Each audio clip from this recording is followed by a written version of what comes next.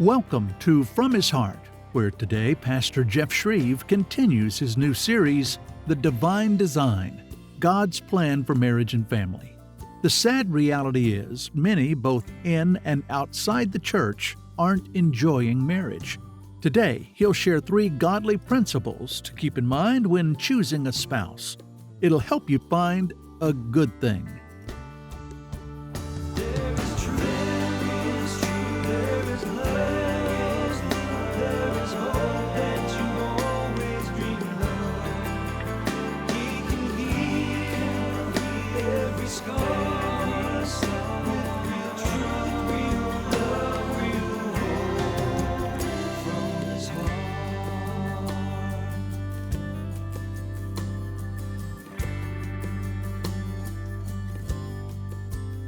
I remember the first time I ever laid eyes on the woman that was going to be my wife, Debbie K. Cannon.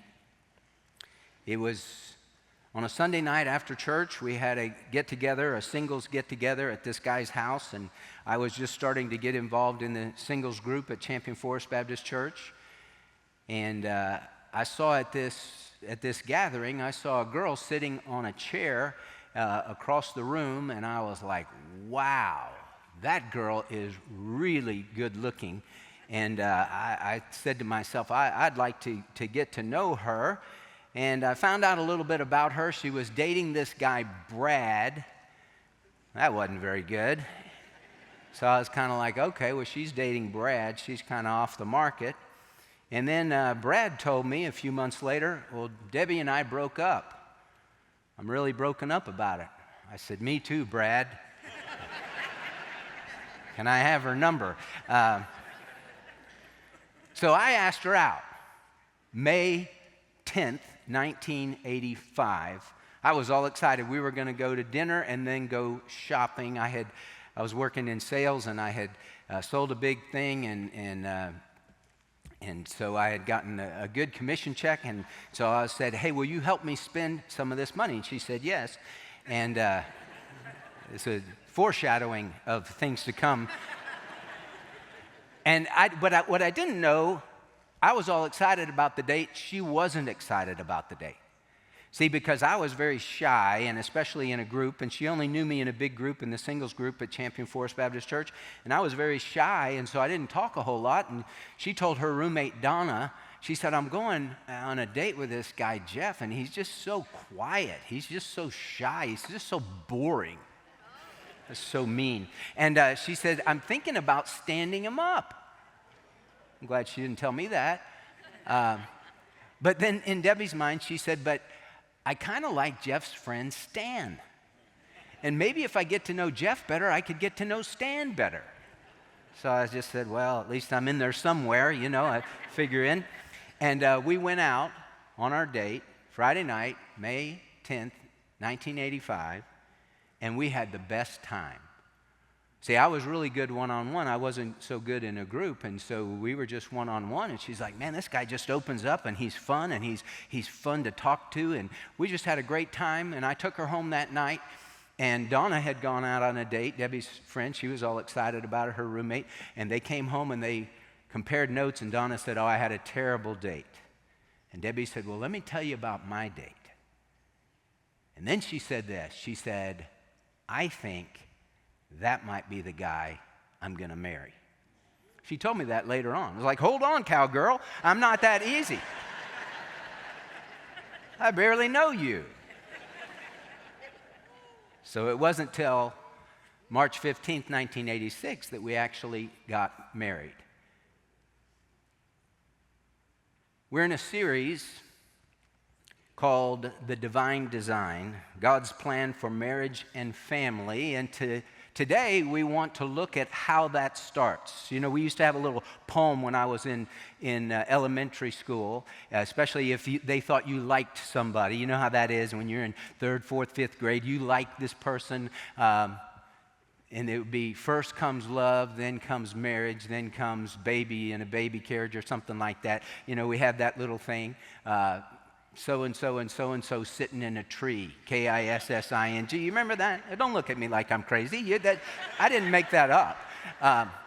So we want to talk in our series, we want to talk about how do you find the right person to marry. Proverbs 18:22 says this, "He who finds a wife finds a good thing and obtains favor from the Lord." You know, marriage is designed by God to be a good thing. The Hebrew word for good means to be acceptable, pleasing, beneficial, delightful. He who finds a wife finds a good thing, and he obtains favor from the Lord. He obtains goodwill and delight from the Lord. Here's the sad reality when it comes to marriage. People in our world today, they don't see marriage as a good thing. They don't see Proverbs 18:2, "He who finds a wife finds a good thing and obtains favor from the Lord."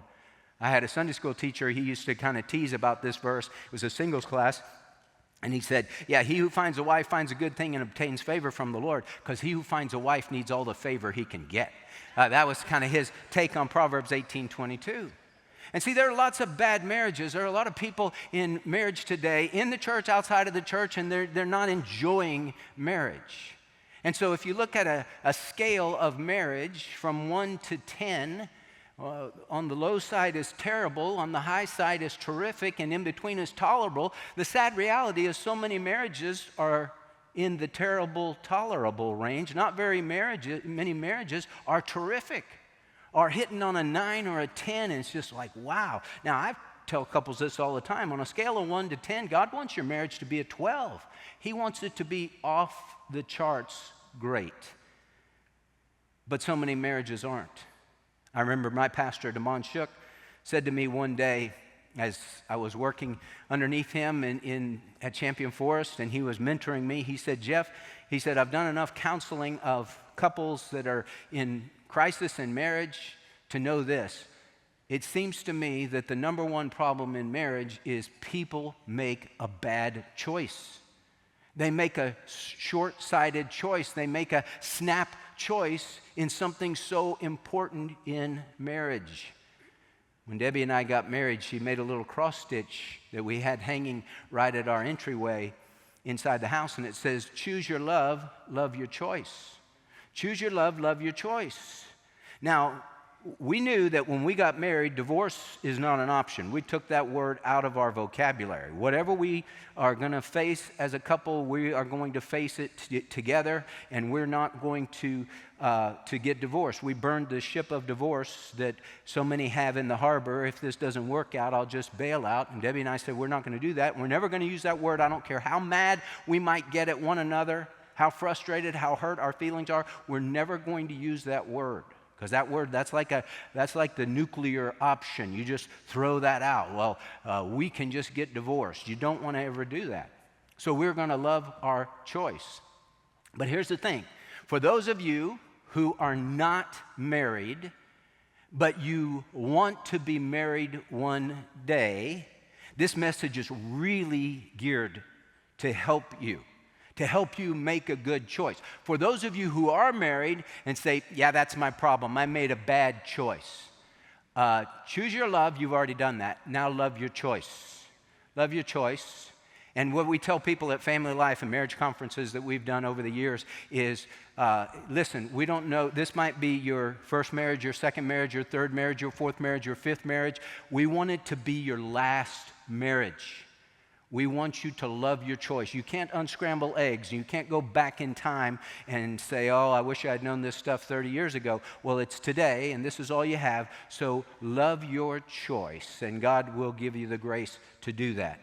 But here's our question. How can you find the right person to marry? He who finds a wife finds a good thing and obtains favor from the Lord. 3 critical factors I want to share with you today.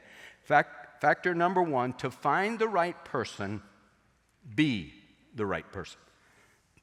To find the right person, be the right person. It starts with you. It starts with you. Work on you. Now, we've all seen people People who have gotten divorced and then they're back on the market, so to speak, and they don't want to be single, they want to be married, so they're back on the market. And I've seen this time and time and time again. What do you see? Here's a guy, and he kind of let himself go in his marriage, and then he gets divorced, and what does he do? He immediately joins the gym. I'm going to join the gym, and I'm going to get on a diet, and I'm going to lose weight, and I'm going to join the tanning booth place, and I'm going to the doctor and getting some hair weave, you know. And I'm not making this up.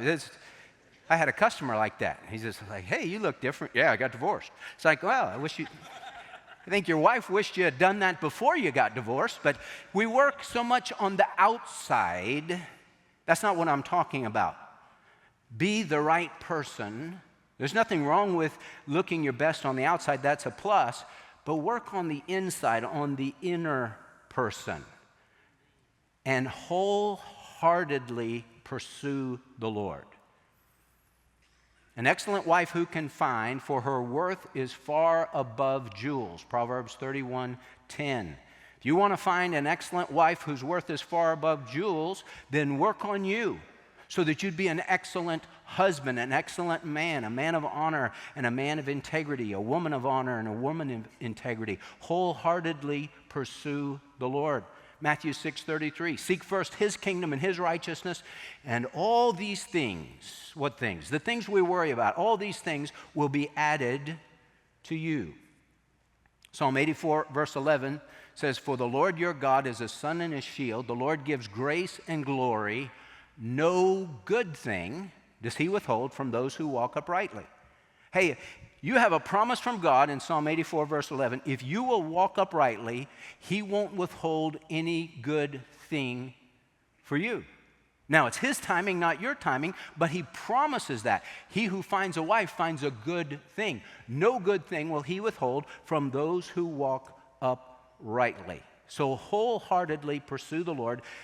God has given us a promise, Jeremiah 29:13, if you seek me, and you will seek me and find me when you search for me with all your heart. So put your whole heart into growing in the Lord, seeking the Lord, walking with the Lord. And then, as you are becoming the right person, honestly deal with your emotional baggage. Listen, everyone has emotional baggage. Everybody has been hurt in life. Everybody has faced difficulties in life. Everybody's been battered and beaten, so to speak, in life. We have a great group that meets every Tuesday night called Celebrate Recovery. And it's people that are honestly facing emotional baggage. They're honestly facing the hurts and habits and hang-ups of life that caused difficulty to come into their lives. And I love those folks because they're honest about it. And they're saying, you know what, I don't have it all together. I have a lot of issues, and I'm dealing with my issues, and I'm willing to say I have issues, and I'm willing to deal with the issues. What do we tend to do with our issues? We kind of push them over into a closet somewhere in some corner of our heart. And we're like, oh, I got this hurt over here. Well, I don't want to deal with it, so I just push it over here, and I push it over there. And I've told you before about growing up. My parents, we didn't have a garage that was used for cars. It was used for junk.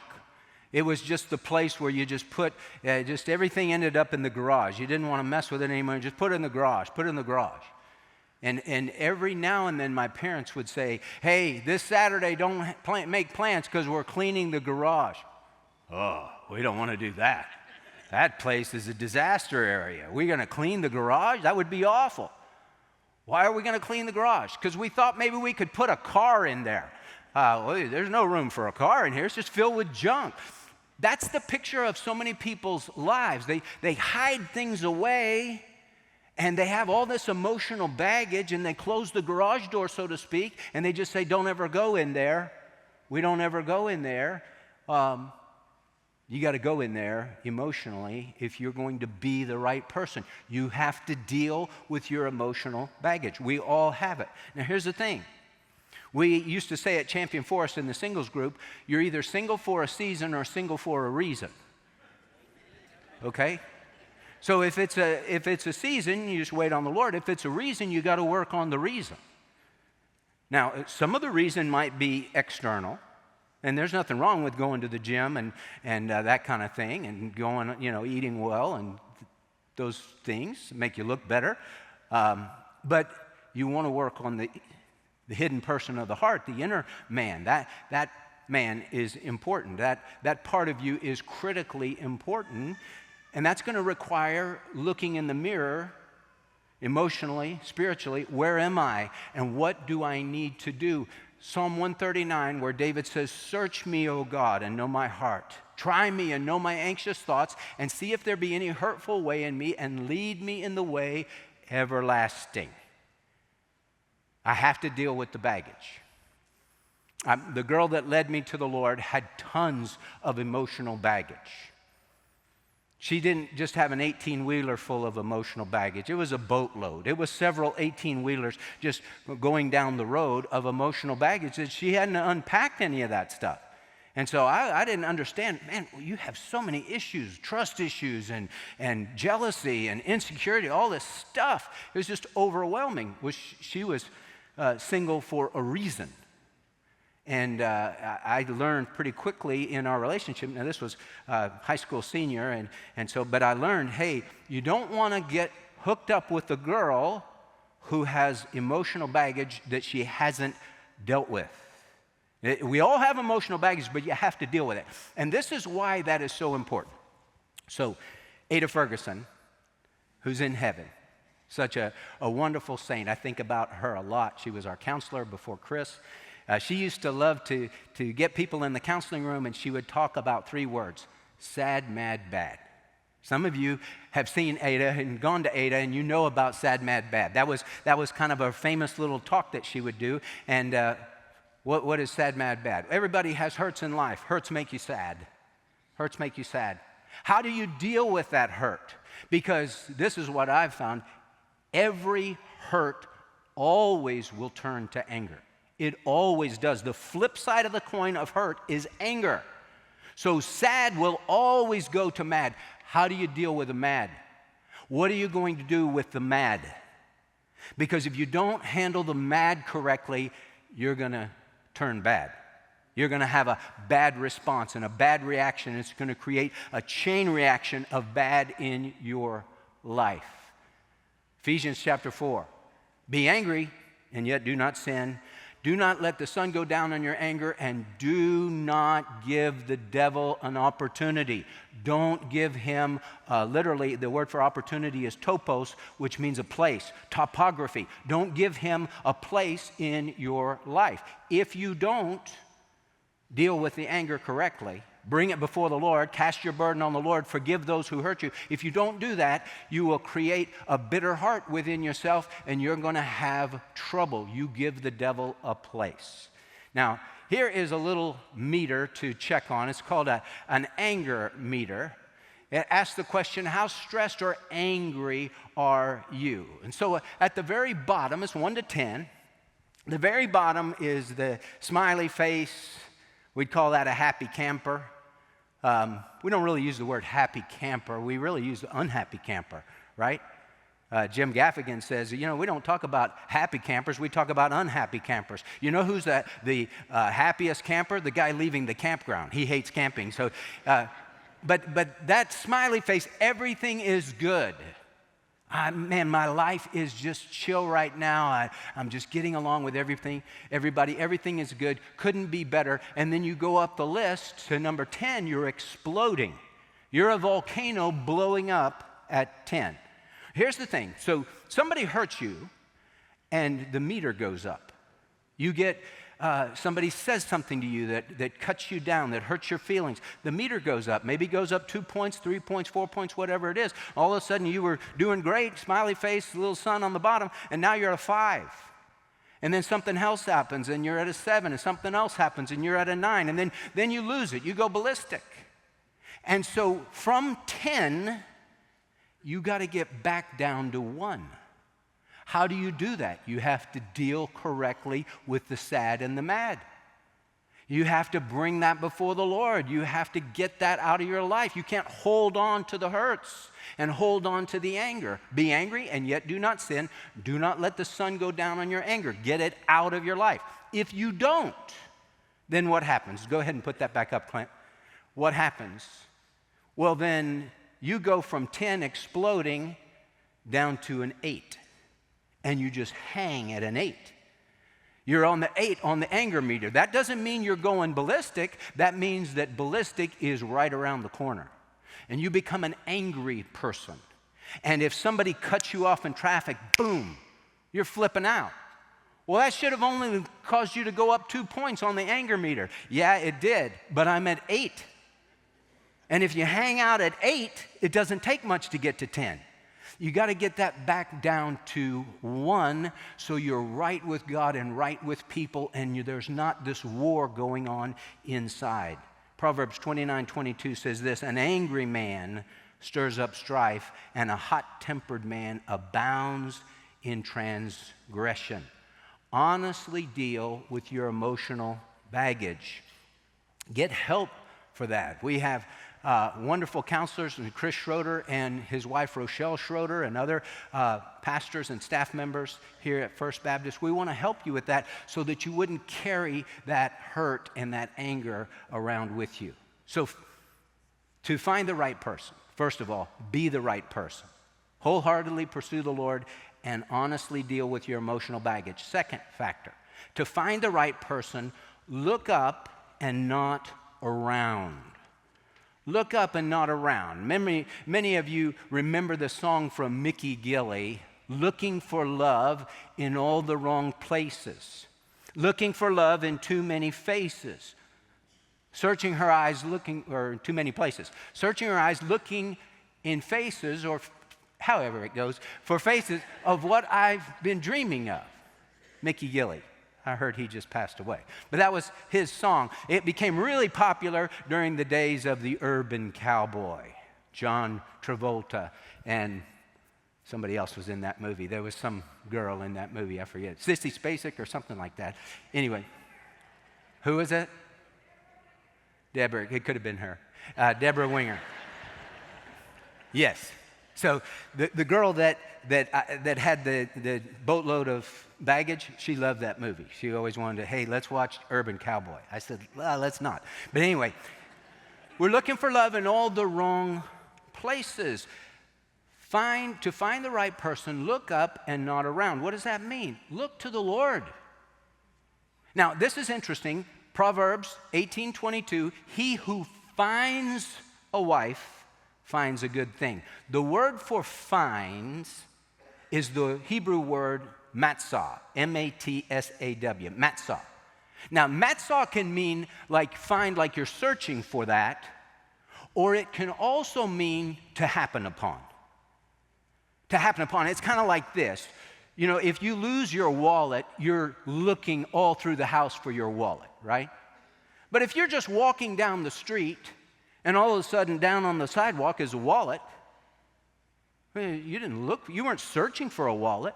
What are you doing today? Well, I'm going and walking down the street trying to find a wallet. No, you're not doing it. You just happen upon a wallet. Hey, that's a good thing. Look what I found. It's a wallet with just money in it and nobody's name. That would be great, right?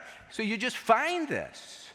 That's the emphasis here. That's the thing that the Lord is trying to communicate. He who finds a wife, it's not that he's searching high and low for a wife. He just happens upon a wife because God blesses him with a wife as he's looking up and not looking all around. 1 Peter chapter 5, verse 6, humble yourself therefore under the mighty hand of God, that he may exalt you at the proper time. You keep looking to the Lord. You fix your eyes on Jesus, the author and perfecter of faith. You keep working on you, and God is faithful to lead you in the path that he wants you to go. Now, to that end, you will need to be patient. That's something we have trouble with. We have to be patient in this thing called waiting. I'm single and I want to be married. That explains where a lot of people are. Now, there's nothing wrong with being single. The Apostle Paul makes the case that it is better to be single. because then you're freed up to serve the Lord. And so for some, it is a great blessing, and that is God's plan for you to be single. The guy that really the Lord used in my life in college was a single guy. The Lord has used Larry Sims in such a great way in so many lives, a single guy. Now, he couldn't have done all the things that he did and is continuing to do if he were a married guy with a bunch of kids, because his time would not be as free as it was. And so there's nothing wrong at all with being single, and that's the plan that God has for some. But I think we would say for most, the plan God has is, and the desire he's put in so many hearts, is to be married. And so if that's your desire, you'll need to be patient.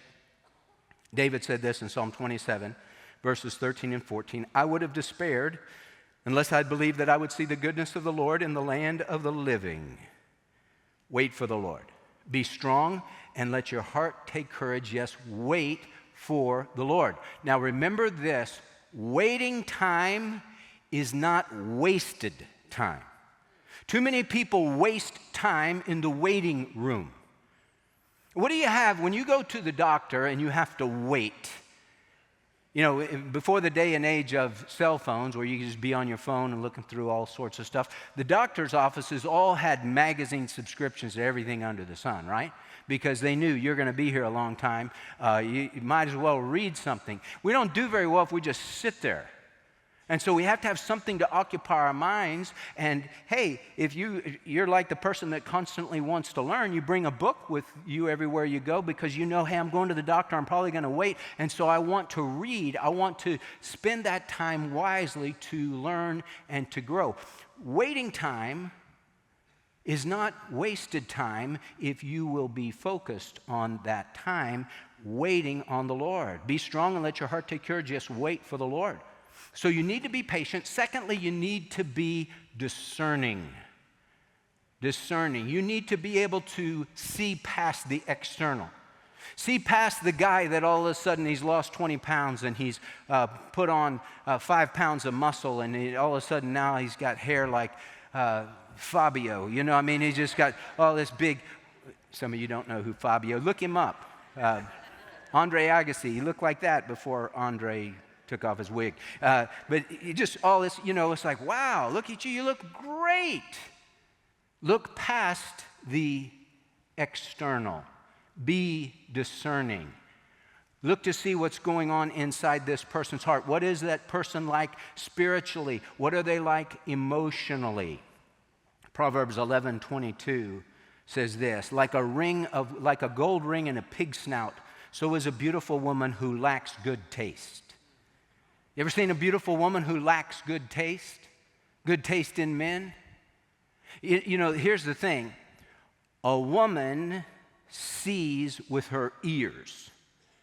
A man sees with his eyes. Men are visual. Women are one with words. I had a secretary when I worked at Nalco, Patsy Steichleather, and we were talking about the fact that you can win women with words.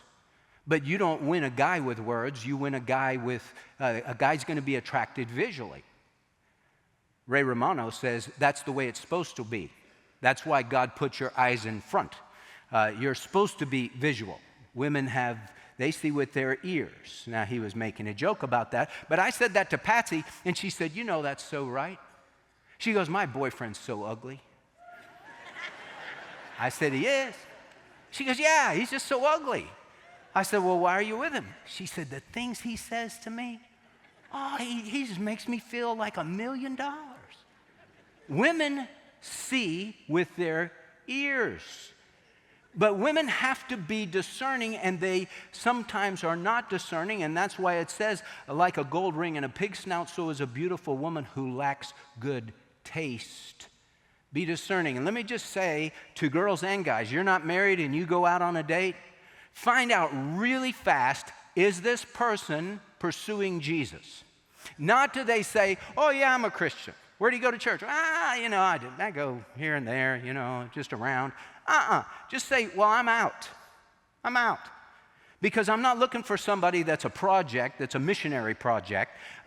you don't want that in dating. Some say, well, I led my girlfriend, boyfriend, my wife, my husband to the Lord. Well, good for you. Let me tell you about 100 others that got married to somebody that wasn't a Christian, and they were doing this missionary dating that turned into missionary marriages, and they're miserable. Miserable because they got what they saw at the altar. This is the person that you married. You thought, well, I'm going to marry him like this, but then he'll change. Jeremy Killian told me something one time. He's a deacon at our church. He told me once what his dad said. This is so true, differences between men and women. He said, when a lady gets married, she's thinking to herself, yeah, but I'll change him. I'll change him. And when the guy gets married, he's thinking, she'll never change. I hope she never changes. I just want her to just stay like that. It's whatever you have to do. Stay like that, look like that, be as sweet as you've been to me. And she's thinking, he's a project, I'm going to change him. And when you think about it, that really does factor in so much of the time. So when we're talking about finding the right person, you want to make sure this person early on, is this person pursuing the Lord? Because if they're not pursuing the Lord, why do you want to go in that direction? You're just signing up for misery. Now, the girl that I dated in high school, I just recognized early on, I was a young Christian, I recognized early on, she's got a boatload of problems. She's got a boatload of family problems. She's got a boatload of wounds from her father and from her mother and insecurities and jealousies and all this stuff that was just miserable when we were dating. Now, do I want to marry into something like that? No, I don't. I just made the decision. I don't want to do that. Now, some might want to do that. I didn't want to do that. I just said, there are more girls out there than just her, and so I'd rather find somebody that isn't just this gigantic project, because the project is difficult. And so be discerning, and then hear and heed godly counsel. Hear and heed godly counsel. The phrase is so true, love is blind. Let me tell you, marriage is a real eye-opener. You get married, Debbie Boone, years ago, Pat Boone's daughter, Debbie Boone, she had a song that was a blockbuster hit. And it said this: it can't be wrong if it feels so right. You remember that? I forget the name of the song, but it had that title. It can't be wrong if it feels so, oh, you light up my life. That's what it was. You know the number one reason why people get married? Feelings. You know the number one reason why people get divorced? Feelings. Oh, I just feel so in love, we got to get married. And then it's down the road, wow, things aren't going well. I feel so out of love with you, and I just feel like it would be better for me to be away from you. It's all based on feelings. You don't do it based on feelings. Feelings they come and go. That's like building on Jell-O when you build on feelings. So you need somebody that loves you, that can look at your situation, that can talk you through and say, listen, you are in gaga land right now, and so you can't see things straight. Let me tell you what I see, an observer from the outside, third-party perspective. This is what I see in your relationship. That is very important. The Bible says, Proverbs 18:1, a loner is out to get what he wants for himself. He opposes all sound reasoning. Don't be somebody that opposes all sound reasoning. Listen to the people who love you, who want what's best for you. If they start seeing red flags in your relationship, then you need to hear and heed. And let me just say this. What short circuits the dating process? Sex before marriage. That short circuits everything. You start having sex before you're married, you're going to lose all ability to focus, because it's just going to be this overwhelming drive. That's why the Bible says, Hebrews chapter 13, let the marriage bed be undefiled, for fornicators and adulterers God will judge. That's serious language. You don't want to test God on that. And so you say, okay, if you want God's results, do it God's way. And so get that. Don't get the cart before the horse, because then you're not going to be able to see clearly, and then you are going to be somebody who is going to quarrel against all sound judgment and all sound reasoning. I had a guy call me, this was some years ago. A guy called me and he said, Pastor Jeff, I want you to know I'm going to get married. I said, you are? He's a young guy, like 19, 20 years old. I said, you are? He said, yeah, I'm going to get married. I said, who are you going to marry? He mentioned the girl's name. I said, isn't she the girl that you told me about? Got mad at you and went after your truck with a hammer? He said, yes. And that's the girl that you want to marry? He said, yes. I said, she's got some anger issues. He said, well, but I love her. I said, okay. I said, here's what you need to know. I said, think about it like this. You're buying a car. I said, here's the car you're buying. Major engine trouble. It's been through several floods. It's going to be in the shop every other week. There are other cars on the lot, but you're choosing that car. Is that what you're telling me? Well, I love her. I said, okay, just so you know, that's the car you're buying. Choose your love your choice. Talked to him 4 months later. How's it going? It didn't work out. I'm shocked. I'm just totally shocked. How? It was a match made in heaven, the psycho and the idiot just coming together. Now, I didn't tell him any of that stuff. I'm telling you that. But I thought it. That's just dumb. Don't do that. You're just inviting difficulty and problems. Why would you want to do that? He who finds a wife finds a good thing. An excellent wife who can find, for her worth is far above jewels. So to find the right person, be the right person, look up and not around. And thirdly, to find the right person, trust the Lord and his plan. God is a good God, and God loves you. And one of my favorite verses, Psalm 37, verse 4, delight yourself in the Lord, and he will give you the desires of your heart. Delight yourself in the Lord. That word means to make yourself soft and pliable. It's a picture of the soft clay in the hands of the master potter. If you've ever done pottery, you know that the clay has to be soft, and they're constantly wetting the clay, the master potter, so that the clay will easily go where the potter wants it to go. If the clay gets hard, as a master potter once told me, she said, if the clay gets hard and the clay gets stubborn, I have to hurt the clay to get it to go in the direction I want it to go. And if it still won't do that, I have to crush the clay and start over. Delight yourself in the Lord means you're soft and you're pliable in the hands of the Lord. It means you're letting your heart go the way he wants your heart to go. And if you do that, here's the promise. He will give you the desires of your heart. God is a good God. He is a good God. You can trust God. He cares about you and your desires. He cares about you and your desires. The Bible says, casting all our cares upon him, because he cares for us. Because it matters to him concerning you and me. And so in something that is so important and is such a desire in so many people's hearts, to find that one that they can share their life with, and to, by God's grace and by God's plan, have children with. That is kind of inbred in so many of us. Like I said, it's a wonderful thing if God calls you to a life of celibacy, but that is not the norm for most people. And God does put in the hearts of young people who aren't married, and people who lose a spouse, or people who go through the horrors of divorce. They want to be married. And so delight yourself in the Lord. He promises to give you the desires of your heart, and God will give you grace as you walk with him. He's a God of grace.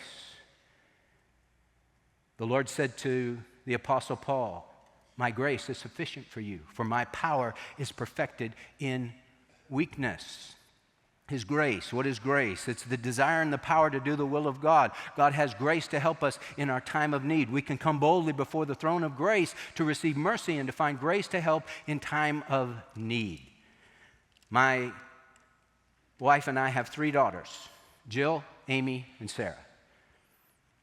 Jill prayed as a little girl that she would meet her future husband early in life. She only wanted to date one boy, only wanted to kiss one boy, wanted that to be the guy she married. And when we moved here, she was 15 years old, and Jay Budzalowski saw her picture in the paper and saw me and Debbie with our 3 girls, and both he and his mom said, well, look at her. Look at Jill. Look at this girl. And there was something in Jay that just said, man, I'm interested in her. And they started going out when Jill was 16. They got married when Jill was 19. The only guy that she ever dated, the only guy she ever kissed, God gave her the desires of her heart as she trusted the Lord. Then my youngest daughter, Sarah is a guy magnet. She's just like Debbie. She looks like Debbie. Her personality's just like Debbie. Debbie was always a guy magnet. And so here is Sarah, and she's got this line of guys that she has to, take a stick to, and no, not you, not you. She's always been like that. And then you have my middle daughter, Amy. Here's a picture of Amy, just so you can see who she is. Amy. Beautiful young girl, loves the Lord with all her heart. Junior high, no dates. High school, no dates. College, no dates. She's wondering, desiring her heart to be married and to be a mom. And nothing was working out. And she's a sweet, godly girl, beautiful girl, but it just wasn't working out. So she moves to Houston. She gets involved at First Baptist Church there in Houston. She gets involved in the singles department. And she was going out on some dates. But it was always like, I like this guy, he doesn't like me. This guy likes me, I don't like him. It was always that, and it was just so frustrating for her. And she said, it's hard being single because she said, people are always asking you, well, Amy, are you dating anybody? No.